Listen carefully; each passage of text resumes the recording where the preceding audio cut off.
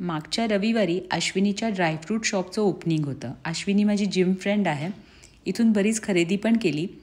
कोल्हापूरमध्ये पितळी गणपतीच्या समोर तिचं हे शॉप आहे. एकदा नक्की व्हिजिट करा. सगळ्या जिम फ्रेंड्स भेटलो, मस्त फोटोजसुद्धा काढले. दुसऱ्या दिवशी मी परतीच्या वारीला गेले होते तरटगावला.